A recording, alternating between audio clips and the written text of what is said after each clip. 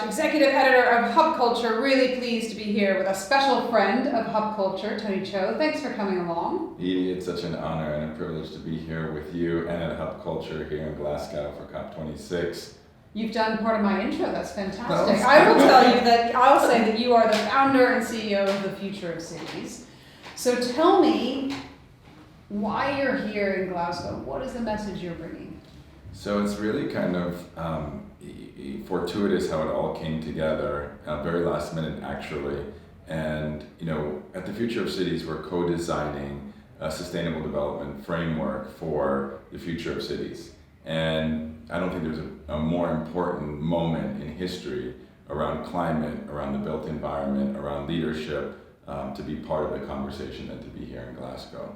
And I think what is happening here at Ice Hub is also bringing together the innovators, the leaders, the musicians, the artists to really have this conversation. So it was just, it just was there was a lot of synchronicity to bring us all together here in Glasgow. It was amazing synchronicity, actually. So we know that the world is urbanizing. We know that half of the world lives in cities. That's going to be just multiplying every day. I interviewed the mayor of Dhaka North. 15,000 people every week moving to Dhaka in Bangladesh, and that is because of climate, right? Mm-hmm. We know that this is true not only in coastal areas, it's true all around the world. Cities are centers of productivity.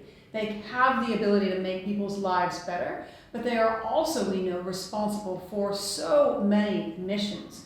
So tell me a little bit about your view of how what you do can help this future of cities. Sure. So our mission is to impact the lives of 1 billion people through innovations in the built environment. And how do we do that? A lot of what we do is prototyping, sharing demonstration projects, popularizing ideas like regenerative placemaking, which is our sustainable development framework that we're open sourcing and sharing with the world. We're not going to build homes for 1 billion people, but we hope to inspire leaders, policymakers, future entrepreneurs and developers to really build and co-design the best city for themselves. And we don't want to be prescriptive because we don't want to disregard cultural indications and histories of place. It's very important. We don't want to homogenize solutions either. We don't want Glasgow to look like New York and New York to look like Miami, etc. No, every place is unique. And so it has to be co-evolutionary. That's the theory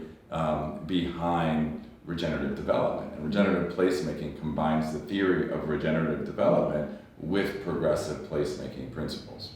Give me an example of something that exists now that looks a little bit like what your hope is that more places will look like. So it's funny, people ask me all the time, what does the future of cities look like? And it's interesting because Stan from Hub Culture is working on something around the Emerald City. Yeah. And my first vision of the city of the future was the Emerald City from The Wizard of Oz. Which Nice. is like completely wild. And I did a talk at TOA Tech Open Air in Berlin 3 years ago entitled Co-Designing Regenerative Cities of the Future with an image of Emerald City on the front of it. And the first demonstration project that we're doing, which is in Florida, I'm not going to announce it yet because it's still in development, is connected to the Emerald City. Okay. And I'll just say that, and that was not planned. And so I feel like, I don't want to get into the spiritual and philosophical side of what I'm doing, but I feel that I'm definitely following my dharma or following my path to really help be a catalyst. And I'm a convener. I'm not a climate scientist. I'm not a material scientist. I'm not an academic. I'm a practitioner, but I'm a practitioner with purpose. I've been developing and investing in underserved neighborhoods for the last 22 years. And so it's really about convening and being a container, much like Hub Culture is, for magic to emerge within the space. And that's why I felt like it was really important to be here in Glasgow, because the leaders, and also I'm so happy with what's happening with the youth and the amount of engagement and involvement, because we're just robbing the future from our children, is what we're doing. And we want to be good ancestors. And so I think that's really kind of what our mission and view is. And people say, whoa, that's a huge, ambitious goal. You want to impact 1 billion people. Your cities of the future. Who are you to even do this or take on this initiative? And I feel that we don't have to do everything.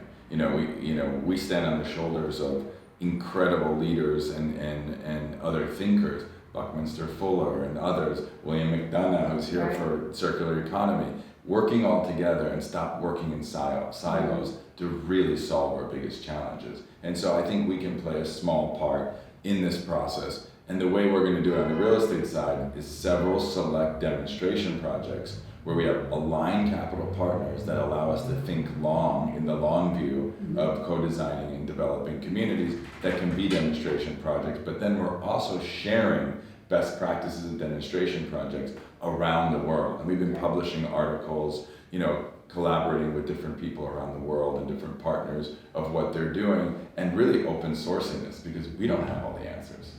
And what we want to do is we just want to hold the inquiry, and we want to do and follow our North Star and incorporate the best practices, technologies, and people and elevate them. And so when we go into different communities, what we look to do is identify, elevate local leadership, and give them capacity and the tools to co-design their best outcomes. Amazing. All right, it's 2030. We've achieved the Sustainable Development Goals. Woo! What does that look like specifically for you? Okay, so what that looks like specifically for us is, that's 8 years away, right? Right. So, real estate it's not a slow industry, and the construction industry needs to be disrupted.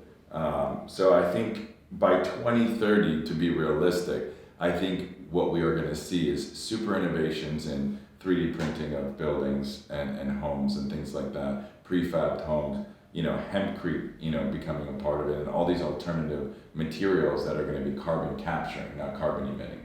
And I think that's going to be a game changer. You're going to start seeing, adaptively repurposing of old infrastructure. Probably going to get rid of a lot of garages, de-emphasize the automobile, public transport, mass transit meets micro-transit, and start connecting. So I think you're going to start seeing examples of future of cities popping up all over the world, and it'll start accelerating. So by 2050, I think we should probably see, dozens, if not hundreds of cities that are net zero, or at least accomplishing those goals. Fantastic. Tony Cho, thank you so much for coming along, for being part of ICE Hub here in Glasgow at COP26.